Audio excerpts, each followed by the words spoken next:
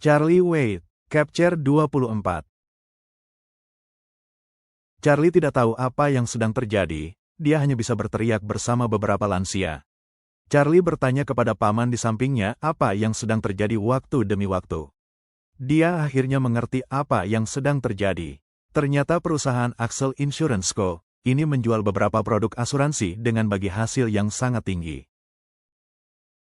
Dan para lansia ini tertarik karena tingkat keuntungan yang tinggi.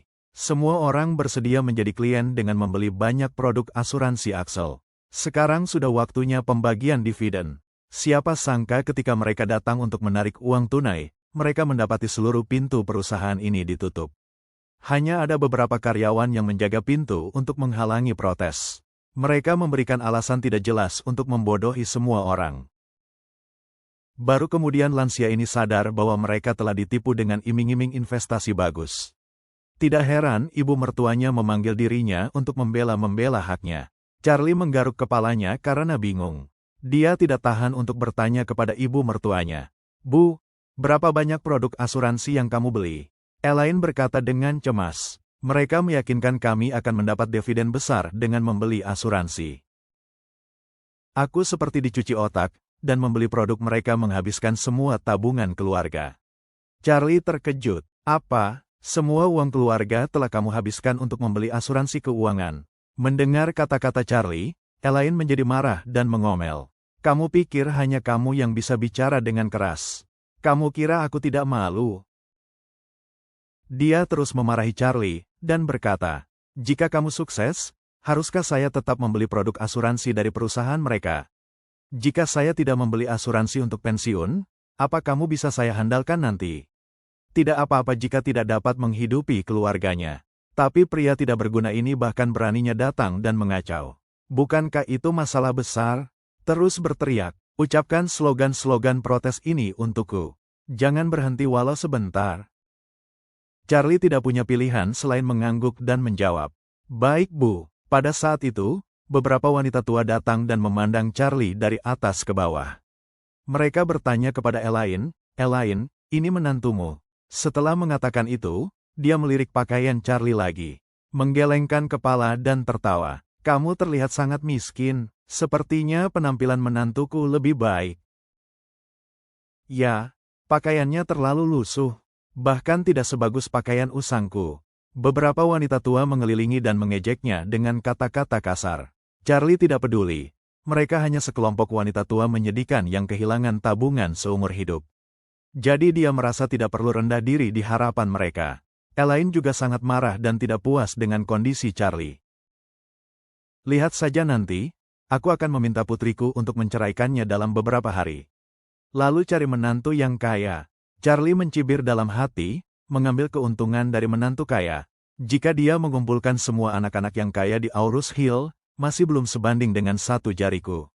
Elaine sangat khawatir saat ini. Charlie benar-benar tidak berguna. Dia hanya bisa meneriakkan slogan protes. Jika ingin mendapatkan kembali investasi di asuransi Axel ini, butuh seseorang yang benar-benar mampu membantu mengatasi masalah. Sayang sekali keluarga Wendell, yang telah mengejar putrinya, telah bangkrut. Jika tidak, dia bisa meminta bantuannya. Benar, Elaine teringat Kevin, kakak laki-laki Gerald yang ditemuinya di jamuan keluarga kemarin. Dia terlihat begitu perhatian terhadap putrinya saat itu. Dia bisa menebak bahwa Kevin menyukai putrinya. Meskipun keluarga White tidak sebagus keluarga Jones, mereka tetap keluarga berpengaruh. Jika Anda meminta bantuan, mereka akan memberi jalan keluar. Kebetulan Kevin meninggalkannya kartu namanya kemarin. Dia mengeluarkan ponselnya dan menghubungi Kevin. Bersambung, lanjut Capture 25. Sebelum kita lanjut videonya, yuk subscribe dulu Sobat Kristalars dan klik tombol loncengnya ya, agar kami lebih semangat lagi dalam mengupdate video cerita lainnya. Jika kalian menyukai video ini, klik tombol like-nya ya, dan jangan lupa tinggalkan jejak kalian di kolom komentar. Terima kasih. Charlie Wade, Capture 25.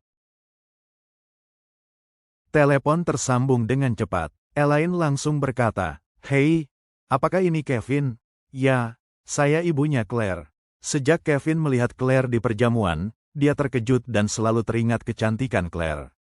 Dia khawatir dia tidak memiliki peluang mendekati Claire. Hari ini kebetulan ibu Claire menghubunginya. Dia berspekulasi bahwa Elaine sedang menghadapi beberapa masalah. Tentu saja dia tidak akan melewatkan kesempatan ini tanpa keraguan. Dia menyapa dengan sopan. "Bibi Elaine, apakah kamu dalam masalah?" "Yah, aku butuh bantuanmu." Elaine buru-buru menjelaskan. "Kevin, saya dan kawan-kawan membeli beberapa produk asuransi investasi dari perusahaan asuransi Axel. Kami menggunakan semua tabungan kami untuk berinvestasi. Tetapi sekarang perusahaan ini tidak membolehkan adanya penarikan.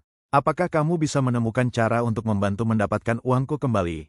Mendengar ini, Kevin sangat gembira. Ini waktunya untuk menunjukkan kehebatannya. Dengan percaya diri dia berkata, "Bibi, jangan khawatir, saya akan pergi menemuimu sekarang. Saya pasti akan membantumu menyelesaikan masalah." Elaine bersemangat dan mengucap terima kasih. "Terima kasih banyak." Setelah menutup telepon, dia menatap Charlie. Berkata dengan marah, "Orang-orang yang tidak memiliki kemampuan itu tidak bisa diandalkan. Mereka hanya bisa berkata omong kosong dan meneriakkan protes." Mendengar ini, Charlie mencibir dalam hati. Ibu mertuanya benar-benar sombong dan buta. Mau minta bantuan Kevin? Perusahaan asuransi ini telah menipu setidaknya senilai puluhan juta atau bahkan lebih. Mereka pasti memiliki latar belakang yang sangat kuat, sehingga berani menipu begitu banyak uang. Bahkan mungkin ada bos mafia bawah tanah yang melindungi. Bagaimana mungkin Kevin White bisa memaksa penipu itu mengembalikan uang mertuanya? Kekuatan keluarga White sendiri sangat biasa saja. Setelah M Grand Group menghentikan semua kerjasama dengan keluarga White, kekuatan mereka semakin menyusut. Melihat latar belakang keluarga White, pada dasarnya mereka tidak mungkin mengganggu penipuan dengan nilai keuangan sebesar itu. Sebenarnya, ini masalah sepele. Charlie bisa saja memanggil Isaac Cameron dari Shangri-La untuk menyelesaikannya. Bagaimanapun, Isaac adalah juru bicara keluarga Wade di Aurus Hill dengan kuasa penuh. Setiap pengusaha lokal Aurus Hill, baik yang baik atau jahat, semuanya harus patuh pada Isaac. Namun, ibu mertuanya menyebalkan. Dia percaya pada Kevin. Biarkan saja Kevin yang membantu. Para lansia tersenyum bahagia ketika melihat Elaine membuat panggilan telepon. Mereka berkumpul untuk bertanya apakah dia telah menghubungi orang berpengaruh yang bisa membantu. Elaine berkata dengan bangga kepada sekelompok lansia pria dan wanita tua di sekelilingnya. "Jangan khawatir, saya telah menghubungi tuan muda tertua dari keluarga White untuk datang dan membantu. Mereka sangat terampil, dan aku yakin uang kita bisa kembali dengan mudah." Seseorang berseru, "Tuan muda tertua dari keluarga White, Saudari Elaine, kamu luar biasa, bisa bertemu orang berpengaruh." "Ya, Tuan muda White pasti memiliki banyak relasi. Hanya dengan beberapa kata, bisa menyelesaikan masalah kita." "Saudari Elaine, karena kamu tahu pria muda yang begitu baik ini, mengapa kamu tidak menikahkannya dengan putrimu?" "Mengapa putrimu menikah dengan orang tidak berguna?" Elaine melirik Charlie dengan jijik. Dia mendengus dingin. "Cepat atau lambat, sampah semacam ini akan segera keluar dari keluargaku." Charlie tidak mau berkata-kata, berencana menunggu Kevin datang dan melihat bagaimana dia hancur sendiri. Segera, sebuah mobil Porsche hitam berhenti perlahan di depan semua orang. Seorang pemuda tampan dengan setelan jas keluar dari mobil. Kevin telah tiba. Para lansia, pria dan wanita, menghela nafas terpesona. "Oh, ini dia pria tampan dan berbakat. Gadis mana yang akan beruntung lalu bisa memberikan orang tuanya menantu yang baik?" Charlie Wade, Capture 26. "Ya, jika putriku bisa menikah dengannya, aku akan mati dengan bahagia." Berhentilah bermimpi. Bahkan jika kamu mati, pria ini tidak akan mau menikahi putrimu." Elaine melihat Kevin sekilas. Dia segera berlari menghampiri dan berkata dengan nada senang. "Oh Kevin, kamu akhirnya datang. Aku tidak sabar menantimu." Orang yang datang ini adalah Kevin White. Kevin tersenyum dan berkata, "Bibi, maafkan aku sudah membuatmu menunggu." Elaine segera menanggapi, "Kevin, kamu terlalu sopan. Aku pikir 10 menit. Ternyata kamu datang lebih cepat." Kevin tersenyum dan berkata, "Saya mendengar Bibi ada masalah. Jadi saya mengemudi dengan cepat bahkan menerobos beberapa lampu merah di sepanjang jalan." Elaine menjadi sombong dan bertanya seakan prihatin. Apakah itu tidak merepotkan telah menerobos begitu banyak lampu merah? Tidak masalah, Kevin menjawab dengan acuh tak acuh. Saya kenal petugas di kepolisian lalu lintas.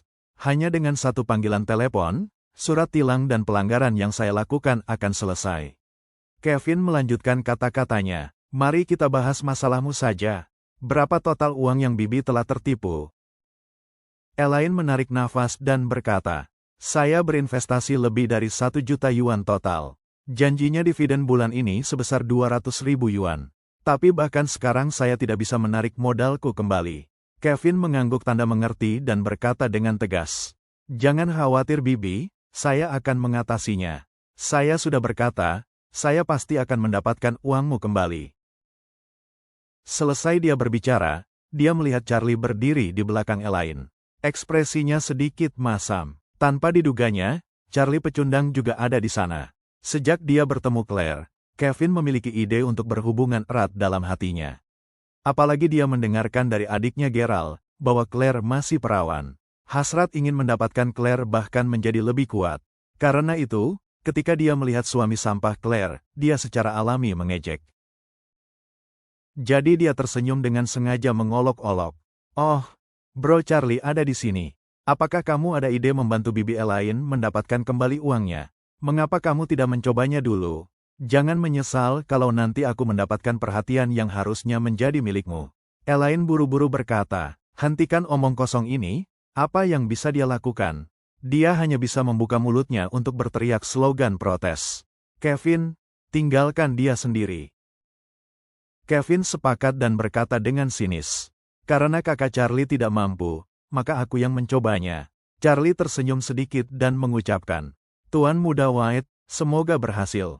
Kevin tertawa meremehkan. Pada saat ini, semua lansia di sekitar Elaine berkerumun di sekitarnya. Mereka membela Elaine dengan mengatakan, "Elaine, kita semua berteman. Bisakah meminta pria muda dan tampan ini membantu kami juga? Kami juga tertipu dengan uang hasil jerih payah kami." Elaine berkata dengan congkak, "Oh, aku tidak kuasa soal ini. Kevin datang untukku. Aku tidak mengenalmu." Yang lain satu demi satu memohon kepada Kevin, "Tuan Muda White, tolong kasihani kami. Bantu kami juga." Kevin meremehkan kerumunan lansia ini. Tetapi melihat bahwa Elaine rakus, dia tersenyum dan berkata, "Karena kalian semua adalah teman Bibi Elaine, maka saya akan menolong kalian semua." Semua lansia sangat gembira. Kevin masih berkata dengan congkak, "Aku membantu kalian karena memandang Bibi Elaine. Jadi kamu harus membayar komisi pada Bibi Elaine sebesar 10% dari uang yang kalian terima. Apa setuju?" Yang lain buru-buru berkata, "Tidak masalah, lebih baik kembali 90% daripada tidak mendapatkan apapun." Elaine langsung bersukacita saat mendengar ini. Jumlah uang yang tertipu miliki teman-temannya ini mencapai puluhan juta yuan. Jika Kevin berhasil, bukankah dia bisa memperoleh jutaan sebagai komisinya? Bersambung. Lanjut Capture 27. Terima kasih sudah menonton video cerita ini. Tunggu video-video cerita selanjutnya. Terima kasih.